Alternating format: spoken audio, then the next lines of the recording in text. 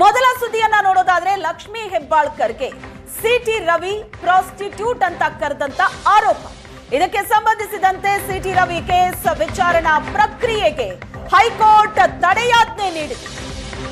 ಹೈಕೋರ್ಟ್ನ ಏಕಸದಸ್ಯ ಪೀಠದಿಂದ city ರವಿಗೆ ಸಿಕ್ಕಿರುವಂತ big relief ಇದು. Lakshmi ಹೆಬ್ಬಾಳ್ಕರ್ಗೆ city Ravi prostitute ಅನ್ನೋ ಪದವನ್ನ ಬಳಸಿದ್ರು ಅನ್ನೋ ಆರೋಪ ಏನಿದೆ ಇದು ಬಹಳ ಜೋರಾಗಿ ಸದ್ದು ಮಾಡಿತು. ಬೆಳಗಾವಿಯಲ್ಲಿ ನಡೆದಂತ ಅಧಿವೇಶನದಲ್ಲಿ ಆಗಿದ್ದಂತ ಘಟನೆ ಇದು ಬಹಳ ದೊಡ್ಡ ಹೈ ಡ್ರಾಮಾಗೂ ಕೂಡ ಕಾರಣವಾಯಿತು. ನಂತರ ಸಿಟಿ ರವಿಯನ್ನ ಬಂಧಿಸಲಾಗಿತ್ತು. ಬಂಧಿಸಿದಂತಹ ರೀತಿ, ಬಂಧಿಸಿದ ನಂತರ ನಡೆಸಿಕೊಂಡಂತಹ ರೀತಿ ಬಗ್ಗೆ ಕೂಡ ಬಹಳ ದೊಡ್ಡ ಪ್ರಶ್ನೆ ಎದ್ದಿತ್ತು.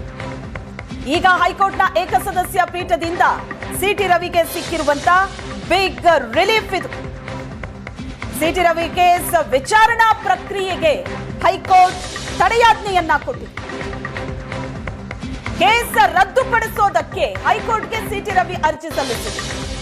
ಈ ಕೇಸನ್ನ ರದ್ದುಪಡಿಸಬೇಕು ಅಂತ ನ್ಯಾಯಮೂರ್ತಿ ನಾಗಪ್ರಸನ್ನ ಪೀಠದಲ್ಲಿ ನಡೆದಂತ ವಿಚಾರಣೆ ಸಿಟಿ ರವಿಗೆ ಬಹಳ ದೊಡ್ಡ ರಿಲೀಫ್ ಸಿಕ್ಕಂತಾಗಿದೆ. ರಾಜ್ಯ ರಾಜಕಾರಣದಲ್ಲಿ ಬಹಳ ಸದ್ದು ಮಾಡದಂತಹ ಪ್ರಕರಣ ಆಗಿತ್ತು. ಮೊನ್ನೆ ತಾನೇ ಬೆಳಗಾವಿಯಲ್ಲಿ ನಡೆದಂತ ಅಧಿವೇಶನ, ಆ ಅಧಿವೇಶನದ ಸಂದರ್ಭದಲ್ಲಿ ಮಾತಿನ ಜಟಾಪಟಿಯ ನಡುವೆ ಸಿಟಿ ರವಿ ಇಂಥದ್ದೊಂದು ಪದ ಬಳಸಿದ್ರು ಅನ್ನೋ ಗಂಭೀರವಾದ ಆರೋಪವನ್ನ ಲಕ್ಷ್ಮೀ ಹೆಬ್ಬಾಳ್ಕರ್ ಮಾಡ್ತಾರೆ. ಅವರ ಸುತ್ತ ಇರುವಂತವರು ಕೂಡ ಅಂತ ಪದದ ಬಳಕೆ ಆಗಿದೆ ಅಂದ್ರು. ಆದ್ರೆ ಸಿಟಿ ರವಿ ಅದನ್ನ ಸುತರಾಂ ಒಪ್ಪಿರಲಿಲ್ಲ. ಅದಕ್ಕೆ ಪೂರಕವಾದಂತಹ ಸಾಕ್ಷಿಗಳು ಏನಿದೆ ಅಂತ ಪ್ರಶ್ನೆ ಮಾಡಿದ್ರು.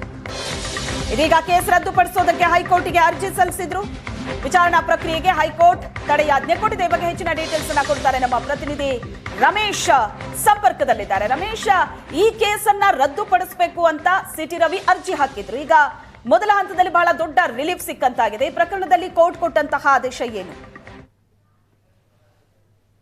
ಸಿಟಿ ರವಿ ಅವರ ವಿರುದ್ಧ ಏನು ಹಿರೇಬಾಗೇವಾಡಿ ಪೊಲೀಸ್ ಠಾಣೆಯಲ್ಲಿ ಪ್ರಕರಣ ದಾಖಲಾಗಿತ್ತು. ದಾಖಲಾದ ದಿನವೇ ಅವ್ರನ್ನ ಅರೆಸ್ಟ್ ಮಾಡಲಾಗಿತ್ತು. ಅರೆಸ್ಟ್ ಮಾಡಿದ ಸಂದರ್ಭದಲ್ಲಿ ಅವರು ಹೈಕೋರ್ಟ್ ಮೆಟ್ಲೇರಿ ಬಂಧನದಿಂದ ಅವರ ಬಿಡುಗಡೆಯನ್ನ ಪಡ್ಕೊಂಡಿದ್ರು. ತಕ್ಷಣಕ್ಕೆ ಬಿಡುಗಡೆಯನ್ನ ಮಾಡಬೇಕು ಅಂತ ಹೇಳಿ ಹೈಕೋರ್ಟ್ ಆದೇಶವನ್ನ ಮಾಡಿತ್ತು. ಅದ ನಂತರ ಇವತ್ತು ಮತ್ತೆ ಹೈಕೋರ್ಟ್ ನ ಏಕಸದಸ್ಯ ಪೀಠದಲ್ಲಿ ವಿಚಾರಣೆಗೆ ಬಂದಂತ ಸಂದರ್ಭದಲ್ಲಿ ಒಂದಷ್ಟು ವಿಚಾರಗಳು ಅಲ್ಲಿ ಸಾಕಷ್ಟು ಚರ್ಚೆಗಳಾಗ್ತದೆ. ಅಂದ್ರೆ ಯಾವುದೇ ಒಬ್ಬ ಶಾಸಕ ಸದನದಲ್ಲಿ ಏನ್ ಬೇಕಾದ್ರೂ ಮಾತನಾಡಬಹುದಾ ಅನ್ನುವಂತ ಒಂದಷ್ಟು ವಿಚಾರ ಚರ್ಚೆ ಆಗುತ್ತೆ. ಆ ಸಂದರ್ಭದಲ್ಲಿ ಸಿಟಿ ರವಿ ಅವರ ಪರವಾಗಿ ಇದ್ದಂತಹ ಪ್ರಭುಲಿಂಗ ನಾವಡಿಗೆ ಹಿರಿಯ ವಕೀಲರು ಅವ್ರು ಹೇಳ್ತಾರೆ, ಅಂದ್ರೆ ಅವ್ರಿಗಿರುವಂತಹ ಒಂದಷ್ಟು ಏನೋ ಅಧಿಕಾರ ಇದೆ. ಅಧಿಕಾರದ ವಿಚಾರ ಸಂಬಂಧಪಟ್ಟಂತೆ ಕೆಲವೊಂದಷ್ಟು ಸುಪ್ರೀಂ ಕೋರ್ಟ್ ನ ಪ್ರಕರಣಗಳನ್ನು ಉಲ್ಲೇಖಿಸಿ ವಾದವನ್ನ ಮಾಡ್ತಾ ಹೋದ್ರು. ವಾದ ಪ್ರತಿವಾದ ಕೆಲವು ಹೊತ್ತು ನಡೆದ ನಂತರ ಇಲ್ಲಿ ಇರುವಂತದ್ದೇನಂದ್ರೆ ಏನು ಸಿಟಿ ರವಿ ಅವರು ತನಿಖೆಗೆ ವಾಯ್ಸ್ ಸ್ಯಾಂಪಲ್ ಅನ್ನ ಕೊಡ್ಲಿಕ್ಕೆ ಕೂಡ ಅವ್ರು ನಿರಾಕರಣೆ ಮಾಡ್ತಾ ಇದ್ದಾರೆ. ಆ ಸಂಬಂಧಪಟ್ಟಂತೆ ವಿಚಾರಣಾ ನ್ಯಾಯಾಲಯದಲ್ಲಿ ಅರ್ಜಿ ಬಾಕಿ ಇರುವಂತದ್ದು ಅನ್ನುವಂತ ವಿಚಾರಗಳು ಬಂದ ಸಂದರ್ಭದಲ್ಲಿ ಕೆಳಗಿನ ನ್ಯಾಯಾಲಯದಲ್ಲಿ ನಡೆಯುವಂತ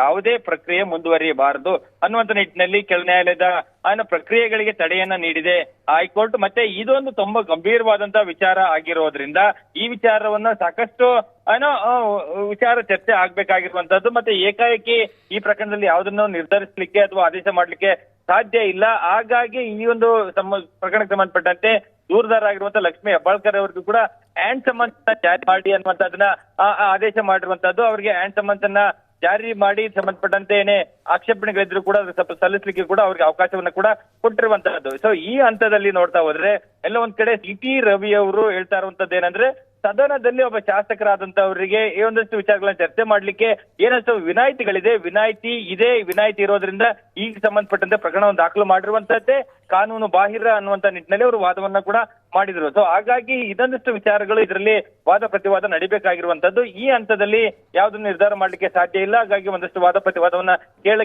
ಕೇಳುವಂತ ಅವಶ್ಯಕತೆ ಮೇಲ್ನೋಟಿಗೆ ಕಂಡು ಬರ್ತಾ ಇದೆ ಅನ್ನುವಂತ ಅಭಿಪ್ರಾಯವನ್ನ ನ್ಯಾಯಮೂರ್ತಿಗಳು ವ್ಯಕ್ತಪಡಿಸಿ ಹ್ಯಾಂಡ್ ಸಮನ್ಸ್ ಲಕ್ಷ್ಮೀ ಹೆಬ್ಬಾಳ್ಕರ್ ಅವರಿಗೆ ನೀಡಿ ಮತ್ತೆ ವಿಚಾರಣಾಧೀನ ನ್ಯಾಯಾಲಯದಲ್ಲಿ ನಡೆಯುವಂತ ಪ್ರಕ್ರಿಯೆಗಳಿಗೆ ತಡೆಯಾಜ್ಞೆ ನೀಡಿ ಫೆಬ್ರವರಿ 22ಕ್ಕೆ ವಿಚಾರಣೆಯನ್ನ ಮುಂದೂಡಿಕೆ ಮಾಡಿರುವಂತಹದ್ದು. Thank you Ramesh.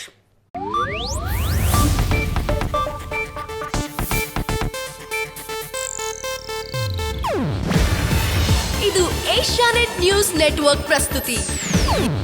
ನೀವು ನೋಡ್ತಿದ್ದೀರಾ ಏಷ್ಯಾನೆಟ್ ಸುವರ್ಣ ನ್ಯೂಸ್.